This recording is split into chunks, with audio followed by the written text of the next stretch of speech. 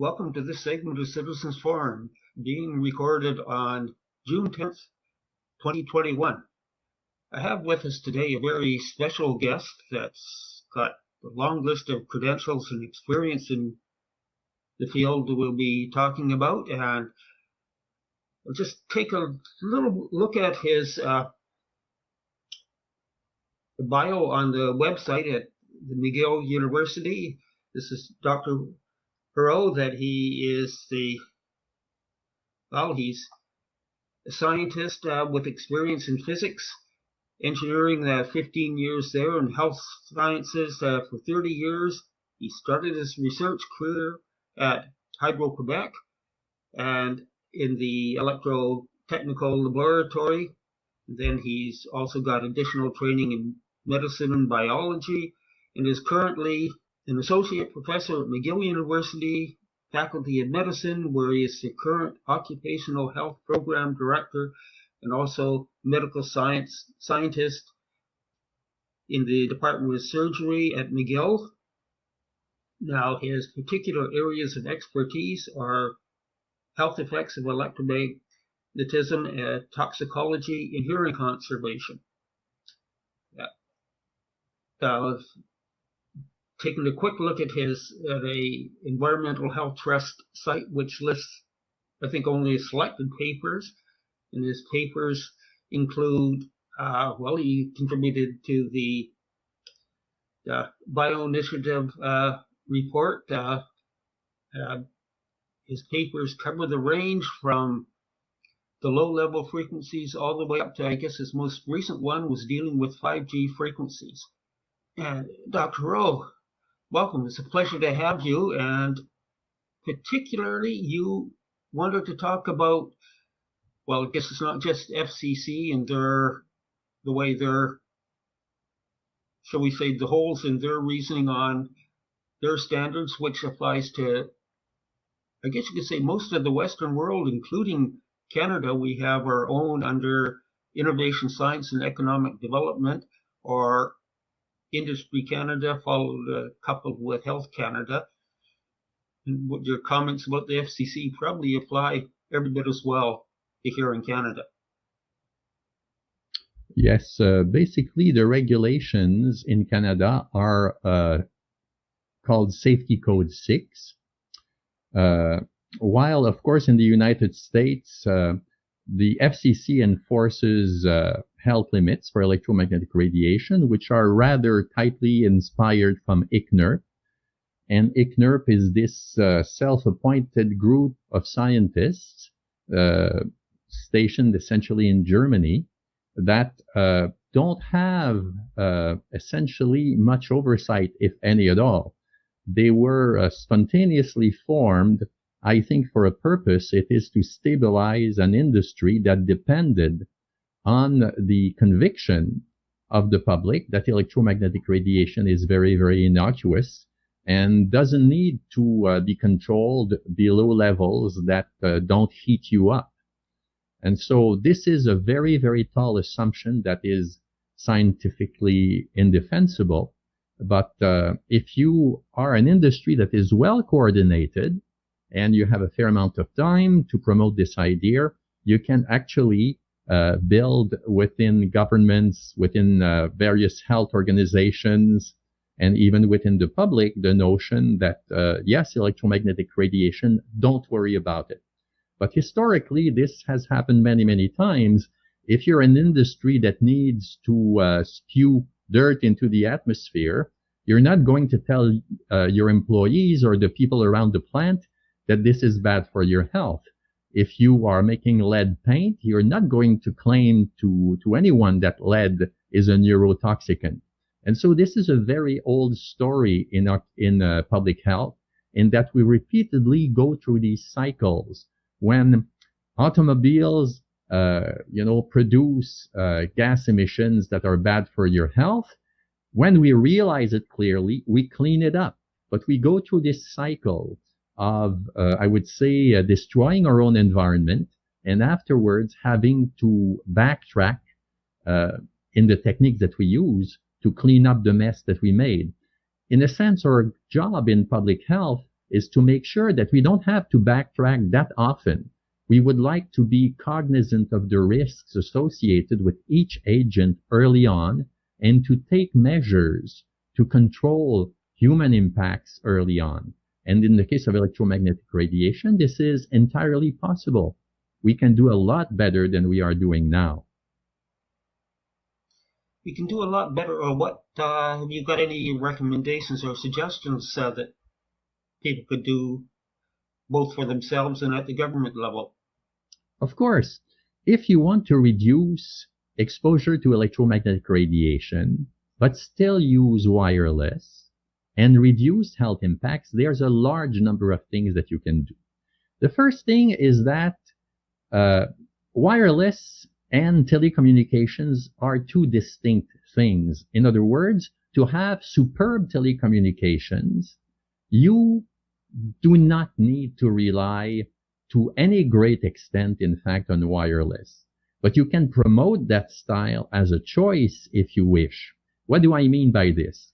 I mean by this that massive transfers of data, which apparently is in the future of humans because we can have very, very big appetite to transfer data for one reason or another, although even that fact is disputable. How much data do we really need to transfer?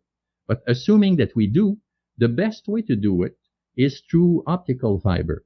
Optical fiber is immensely powerful in terms of its capacity for transferring data. And so what this means is that 5G or 6G will never be able to compete in any way with the capacity of an optical fiber. As the system is set up now in most countries of the world, the optical fiber runs through your street.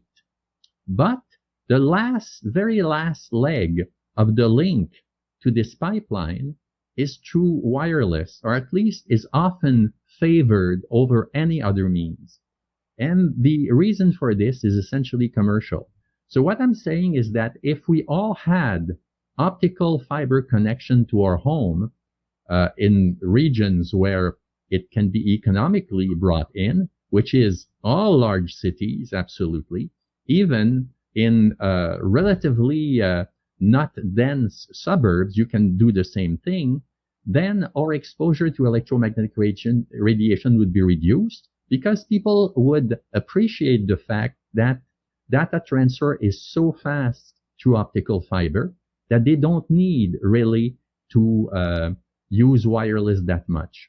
So essentially what I'm saying is that wireless cannot be entirely eliminated. It is a convenience, that's true, and it is necessary in some applications. But in many, many other applications, it is entirely unnecessary. I don't think it's necessarily a good idea for everybody to download films on their cell phone. I think it's probably necessary for people to have cell phones for occasional communications and for alarms and things like that. But the amount of use that you get from a cell phone, which is otherwise very useful as a camera and very useful as a computer, should be limited because it is an unhealthy exposure, especially when you hold the phone against your head. And cell phones should not be used in that manner. You should never hold a cell phone against your head. You should always use it at a certain distance from your body as much as you can. Why? Because the nervous system is sensitive to this radiation, and by holding it against your brain, you are not, placing yourself in a very favorable position.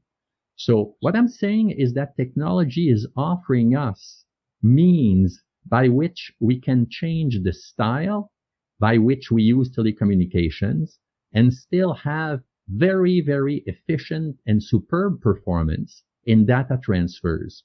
What is being promoted right now is the purchase almost yearly of very expensive cellular phones in order to feed an industry that wants to grow and grow and grow, essentially without limit. So essentially, what I'm saying is that cell phones should be reevaluated in terms of their practical use, in terms of their design, and we should rely more on optical fibers and probably in the future on Li-Fi rather than Wi-Fi for mobility. Well, I was just going to say that what we mentioned earlier, you were talking about Dr. Magda Havas, and she's got a very interesting survey or program that she's working on. I'm sure you've heard of her getting people around the world, normal people, such as myself, measuring the radiation in their local area. Now, I've measured it over just 3 months, and there has actually, in the last 3 months, been a significant increase in the amount of radiation in my survey area. That does seem to be pretty much, there's been nothing major that should have been explains it, but that seems to be fairly consistent almost worldwide. I'd say that these levels, something like the frog sitting in a pot of boiling water, and we're not going to really catch on until, I guess you'd say, it's probably too late for us. Yes, I think it's more or less a situation. In essence, the industry is promoting wireless as a new way of doing things, as a new style of living. In other words, they want you to have an intelligent house. They want you to have an intelligent city. They want you to have an intelligent country. They want everything intelligent. And what it means for them is to apply algorithms. And many of these algorithms depend on wireless communications. Well, it doesn't necessarily have to depend on wireless, but wireless is becoming so cheap because essentially you can print circuits that you can insert these wireless devices into anything. So the future of industry is that they want everything in the world to be connected, as if that was necessary. And of course, in their belief that saturating the environment with electromagnetic radiation is entirely innocuous, they believe that this is the ideal world. First, it's not necessary to connect everything. And secondly, it's extremely unhealthy for people. It's great for chip producers. They will expand their market incredibly. In other words, if you put an internet address into everything that you sell, you can expand the internet enormously. In other words, after everybody has a computer and is linked through the internet, how can you expand the market? By making every object an internet connected. So this expands their market absolutely without limit. But this is the dream of an industry. It's not necessarily an appropriate dream for humanity. In other words, there are different ways of doing things, and I think that going in this direction, trying to connect everything, is entirely superfluous and a waste of intelligence, so to speak. I really question the need for even cell phones or everything. That it's nice to get away from that constant tether to be connected to the system. As you can probably imagine, being electromagnetic hypersensitive, I don't have a cell phone. I won't have one, and I cringe when somebody brings one out and wants me to use it for a minute.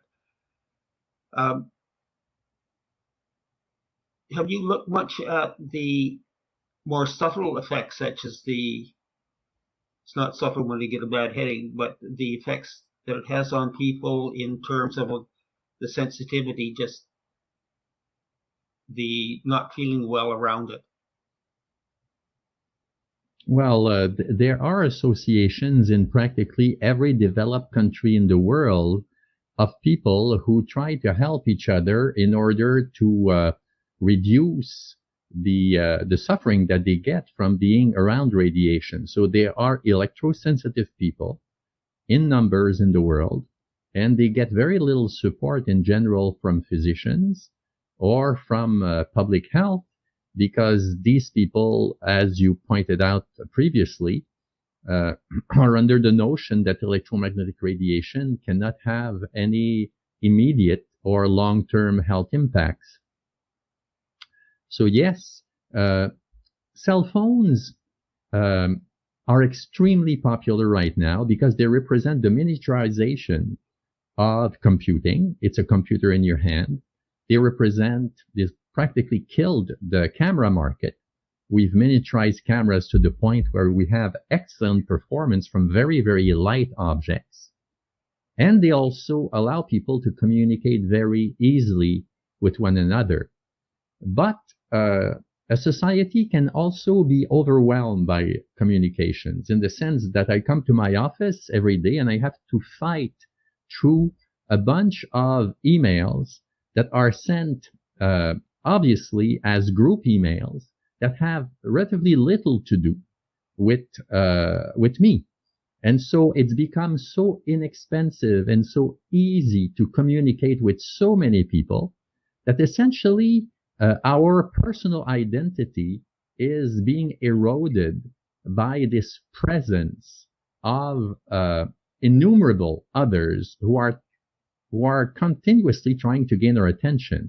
And of course, none are more motivated than people trying to sell things.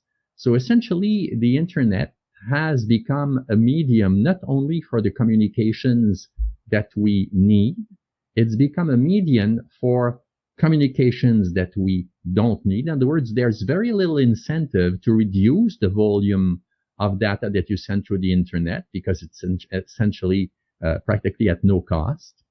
And then there is a large fraction of traffic on the internet that is essentially trying to sell you stuff and essentially trying to drive you to another product rather than to one.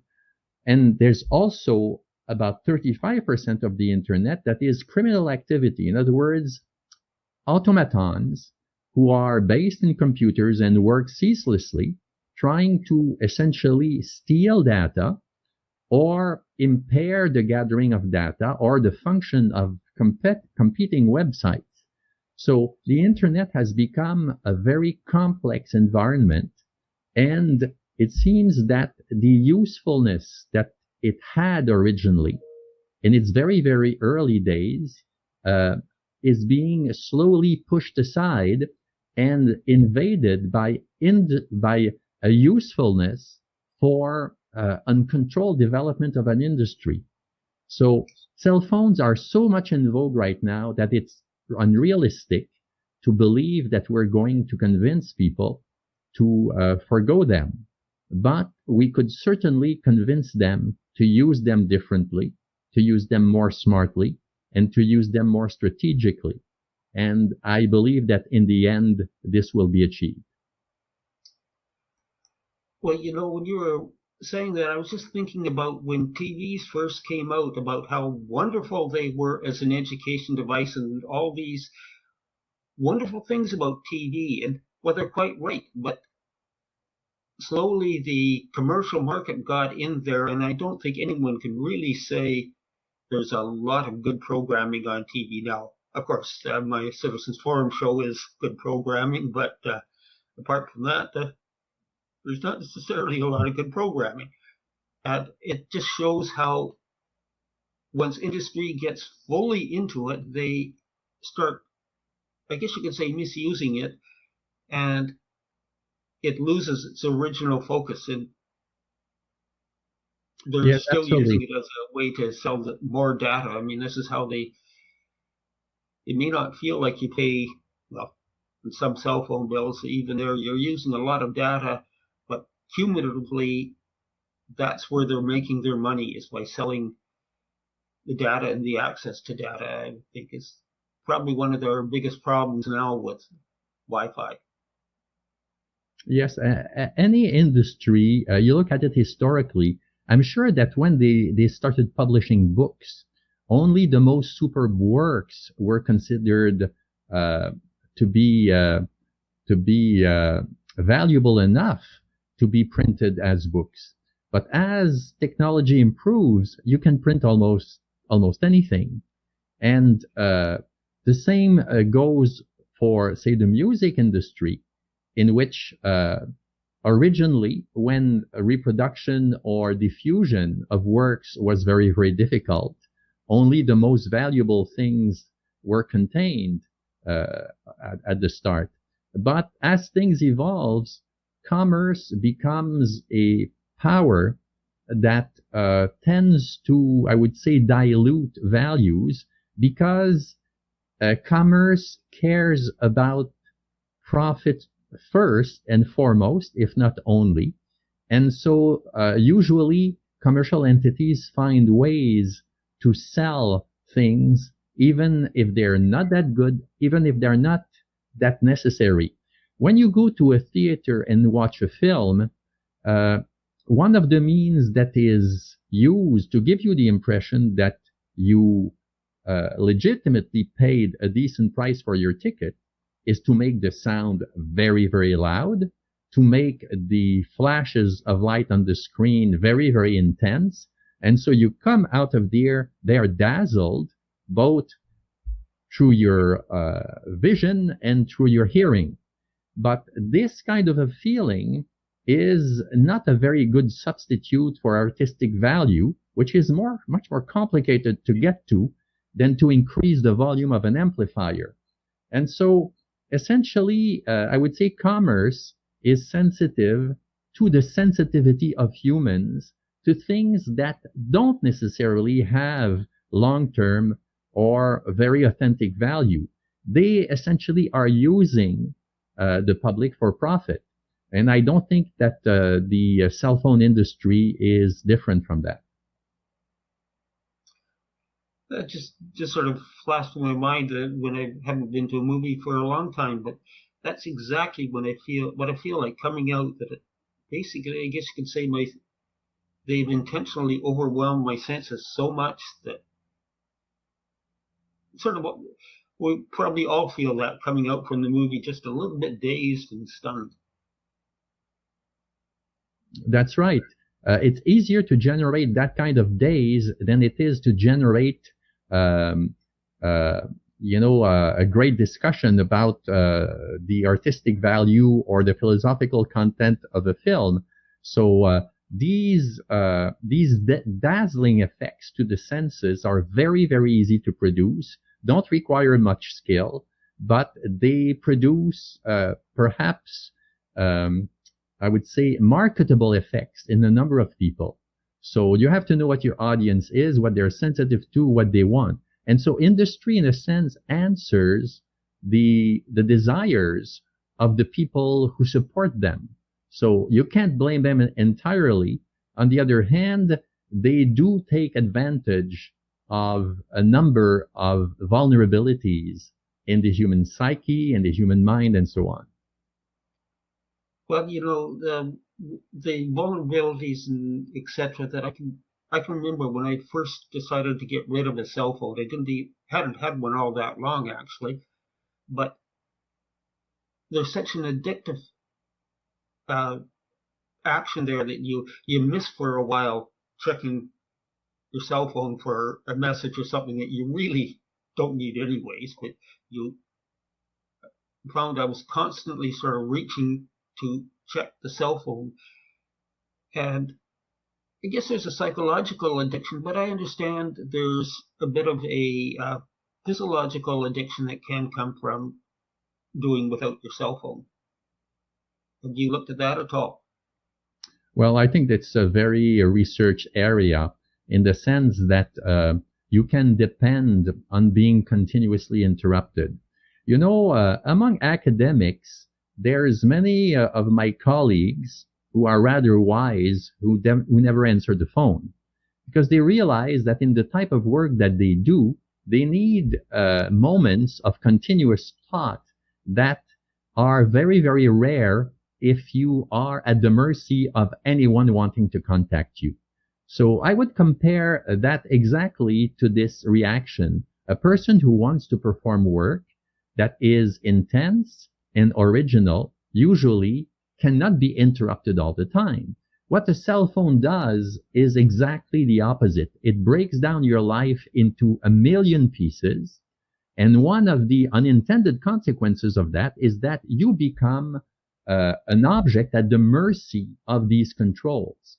So, of course, industry, the cell phone industry wants you to be focused on your phone almost continuously so that they can sell advertising and all sorts of things through this medium. They don't want you to look at your life. They want you to look at your cell phone, because your own life might allow you to develop a personality, originality, and things. Whereas if you're on your cell phone, you are essentially dependent on what comes through. You're dependent on a string of messages and contacts. And so it's very reassuring from the point of view, I would say, of the number of contacts, but it actually tends to destroy a lot of your personal identity. Yeah, I've noticed that a lot of people, the whole social world seems to be involved with their cell phone, which has got to be a pretty empty life. That, I mean, you need to communicate with people that in a way that a cell phone just doesn't allow you to communicate. Yes, it seems that every technology, every new instrument that we're given has these inconveniences. Take computers, for example. Computers are very, very useful, but they're not as useful or indispensable as they have been made to be in contemporary society. So just thinking about a computer in its structure, one of my friends in the early days of computing told me you could spend all of your time cleaning your hard disk, because a computer works by automation. It can do things extreme. If you truly want to keep track of what it's doing, you would need to survey it continuously, and you might need to manage it continuously, but you can't do that. So a computer by its very nature escapes your control. And, you know, when the astronauts went to the moon, I believe in 76, they carried a computer that had a power that is about 1,000 times less than what you would carry in a smartphone, which is to say that your achievements are not dependent on the size of the memory or on the power of the microprocessor that you have. But industry would like to give you the impression that they have to push, the development of computing and of cell phones in particular to the ultimate limit, and that will mean human progress. Well, I disagree. People believe that artificial intelligence will do everything for us. Well, artificial intelligence is in great part a marketing scheme. The present level of artificial intelligence is that if you need to pick up some dust somewhere and bring it back to Earth, this really challenges the capabilities of artificial intelligence. So essentially, what is hidden by the concept of artificial intelligence is that you have an industry that is very, very primitive in its true capabilities, that wants to gain importance at a much faster rate than it is able to deliver. And what is underlying is that if you trust in artificial intelligence, these algorithms will relinquish your control over your decisions and give them to the programmers who develop these programs. So both computers and artificial intelligence, in my opinion, have been overblown. Their importance has been exaggerated, and we should judge them in a much more, I would say, with a much more critical attitude. Well, I was just thinking, I prefer to trust, shall we say, natural stupidity a little bit over artificial intelligence. But this whole algorithm thing concerns me quite a bit for another activity I have. I ride a recumbent trike. I have to because my balance nerve has been cut, and I need a trike there. But what concerns me with artificial intelligence in the cars is that the car has to be taught that I'm a person on the bike and I'm not, shall we say, a dog that running along the road. And that, shall we say, concerns me in the sense that I don't think the people programming these cars really are paying much attention to all the other things that if you saw someone on the bike, you don't need to be programmed to recognize person there. But these cars unfortunately do, and that's a real concern for me in a sense. At only one example that I understand they are having a hard time teaching the cars with artificial intelligence to recognize ice on the road or icy conditions, which Yes, just can't rely on this. Yes, the development of, say, a car that is self-driving needs to be supported with probably special markings on the roads and all sorts of supporting, I would say, techniques in order to facilitate the development of reasonably stable systems. So this is not an easy task. So we should not have exaggerated, I would say, expectations as to what these things can deliver. You can perform artificial intelligence for tasks that are reasonably limited, within which there is not a lot of variation, and in particular things that you really don't want to do, that people don't really want to do. But to have artificial intelligence, for example, in financial decisions, only gives you an advantage of speed. It doesn't give you an advantage in true intelligence. In fact, artificial intelligence are just classification systems. You expose a system to a variety of situations, and you classify the outcomes according to certain characteristics. So if circumstances really change, it's very difficult for the system to keep up without being reprogrammed. So essentially, having an environment in which you have artificial intelligence playing a great importance will mean that you'll have another person living and learning as you live and learn. And so I don't think that this is necessarily the goal of humans to create a competing entity that will be unavoidably completely primitive in order to compete with us. We want artificial intelligence systems to fill the role of things we don't want to do. Like, for example, opening your garbage can and closing it. Opening when you're close to it and closing it when you're gone. This is a perfectly appropriate thing.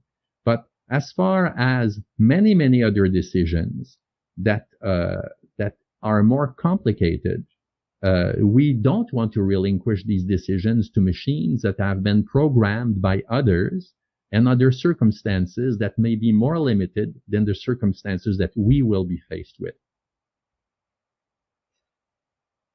Yeah, I think that probably sums it up fairly well, that yes, there is a place for artificial intelligence and, well, computers in general. There is a place, but we have to remember they're only tools that we use to make our life better, and so many people seem to have lost the focus on that.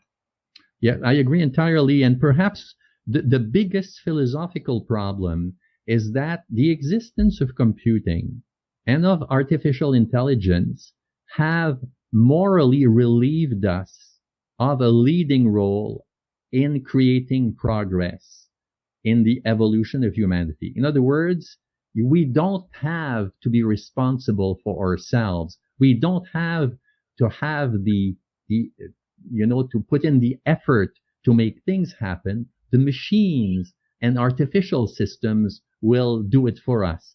This is very, very great for the industry that's promoting these products, but it is disabling for humans who live around these products. And I think that the balance should be restored.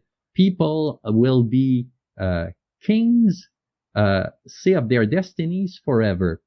And once you can create machines that can compete with us, then what we should do with these machines is destroy them, because we don't want a competing race to humans. We own this planet, and as far as we know, we own this universe. It is ours. It is not a machine universe. That's quite correct. That